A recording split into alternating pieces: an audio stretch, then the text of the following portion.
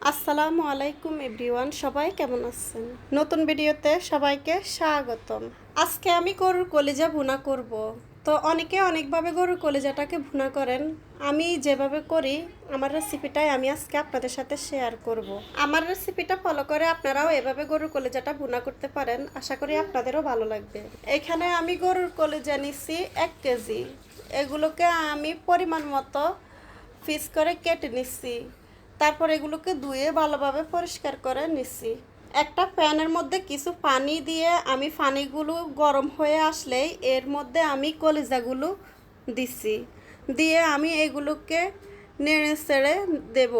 কিছুক্ষণ অপেক্ষা করব এগুলো ফুটে ওঠা পর্যন্ত। কলিজাগুলো ফুটে উঠলে দেখা যাচ্ছে এগুলোর থেকে অনেক ময়লা বের হয়েছে। আসলে এগুলোর মধ্যে যেই বাড়তি ব্লাডগুলো ছিল সেগুলো বের হয়ে পরিষ্কার হয়ে গেছে।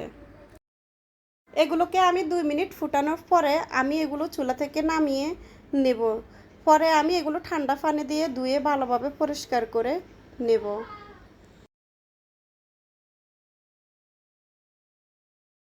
এখন চলে যাব মূল রান্নায়। কলিজাগুলো ভুনা করার জন্য আমি একটা প্যান বসিয়েছি। প্যানের মধ্যে কিছু রান্নার তেল দিছি। রান্নার তেলটা হালকা গরম হয়ে আসলে এর মধ্যে আমি দিয়ে দেব কিছু গোটা মশলা। এর মধ্যে আমি 4টা এলাচ দিছি। এলাচগুলো আমি মুখটা একটু পাঠিয়ে দিছি।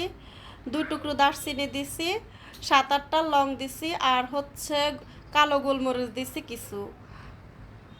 2টা তেজপাতাকে মধ্যখান দিয়ে কেটে দিছি। এখন এগুলো একটু ভেজে নেব। এখন আমি এর মধ্যে 1 কাপ পরিমাণ পেঁয়াজ কুচি দিচ্ছি। পেঁয়াজ কুচিটা দেওয়ার পরে এগুলোকে আমি নেড়ে চেড়ে কিছুক্ষণ ভেজে নেব। পেঁয়াজগুলো নরম হয়ে যাওয়া পর্যন্ত এগুলোকে ভাজতে হবে। পেঁয়াজগুলো যখন নরম হয়ে আসছে এ পর্যায়ে আমি দিয়ে দিচ্ছি 1 টিস্পুন রসুন পেস্ট এবং 1/2 টিস্পুন আদা পেস্ট। রসুন পেস্ট এবং আদা পেস্ট দেওয়ার পরে এখন আমি এগুলোকে পেঁয়াজের সাথে ভালোভাবে নেড়ে চেড়ে ভেজে নেব। এগুলোর কাঁচা গন্ধ যাওয়া পর্যন্ত এগুলোকে ভেজে নিতে হবে। রসুন এবং আদা পেস্টটা ভেজে নেওয়ার পরে এ পর্যায়ে আমি দিয়ে দিচ্ছি 1 টিস্পুন জিরা গুঁড়া এবং 1/2 টিস্পুন ধনিয়া গুঁড়া দিয়ে এগুলোকে এখন আমি ভালোভাবে পেঁয়াজের সাথে মিশিয়ে নেব। পেঁয়াজের সাথে ভালোভাবে মিশানো হয়ে গেলে এ পর্যায়ে আমি দিয়ে দেব 1/2 টিস্পুন পরিমাণ হলুদ গুঁড়ো এবং 1 টিস্পুন পরিমাণ মরিচ গুঁড়ো আর স্বাদমতো লবণ দিয়ে এখন আমি ভালোভাবে এগুলোকে নেড়ে চেড়ে কিছুক্ষণ কষিয়ে নেব। আপনারা যে পরিমাণ ঝাল খাবেন সেই পরিমাণে এখানে মরিচটা ব্যবহার করতে পারেন। আমি আমার পরিমাণ মতোই মরিচটা ব্যবহার করেছি এখানে।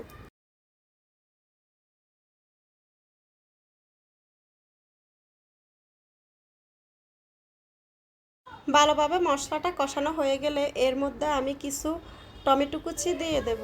টমেটো কুচিগুলোকে এখন আমি নেড়ে চেড়ে মশলার সাথে ভালোভাবে মিশিয়ে নেব। মশলার সাথে ভালোভাবে টমেটো কুচিগুলোকে মেশানো হয়ে গেলে আমি এর মধ্যে এখন গরুর কলিজাগুলোকে দিয়ে দেব। দিয়ে আমি এখন এগুলোকে ভালোভাবে নেড়েচেড়ে মিশিয়ে নেব। নিয়ে আমি এগুলোকে ঢাকনা দিয়ে ঢেকে রান্না করব।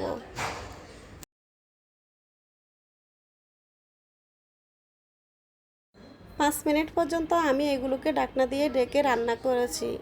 এর ফলে টমেটো গলে টমেটোর থেকে কিছুটা পানি বের হয়েছে। এখন আমি এগুলোকে ঢাকনা সরিয়ে আবারও ভালোভাবে নেড়ে চেড়ে মিশিয়ে নিচ্ছি।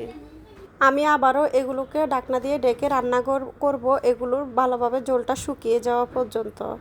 এখন আবার ঢাকনা সরিয়ে আমি এগুলোকে নেড়ে দিচ্ছি। ভালোভাবে ঝোলটা শুকিয়ে গেছে। আমি ভালোভাবে নেড়ে ছেড়ে কিছুক্ষণ এর মধ্যে আমি পানি দিয়ে দেব। এখানে আমি ফুটন্ত পানি দিচ্ছি 3 কাপ পরিমাণ। পানি দিয়ে আমি আবারও নেড়ে চেড়ে এটাকে ঢাকনা দিয়ে ঢেকে রান্না করব। একদম ভালোভাবে ঝোলটা শুকিয়ে যাওয়া পর্যন্ত আমি রান্না করব।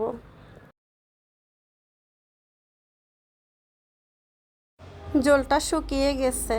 এখন আমি ঢাকনাটা সরিয়ে এখন এগুলোকে নেড়ে ছেড়ে দেবো ভালোভাবে। যে ঝোলটা আছে এখন আমি আরও বুনা বুনা করে নেব, তো এর জন্য আমি নেড়ে ছেড়ে আরেকটু ঝোল শুকিয়ে নেব। আপনারা চাইলে এরকম করেও নামিয়ে নিতে পারেন। আমি আরেকটু বুনা বুনা করে নেব, তার জন্য আমি আরেকটু নেড়ে ছেড়ে এগুলোকে আরও কিছুক্ষণ রান্না করব। যখন এগুলো বোনা বোনা হয়ে আসবে তখনই আমি এগুলো নামিয়ে নেব। আপনারা বাসায় একবার হলেও এভাবে কলিজা বোনা করে ট্রাই করবেন, আশা করি আপনাদের ভালো লাগবে। আমার আজকের ভিডিওটি যদি আপনাদের সামান্য পরিমাণও ভালো লেগে থাকে তাহলে আমার পেজটিকে ফলো দিয়ে পাশে থাকবেন।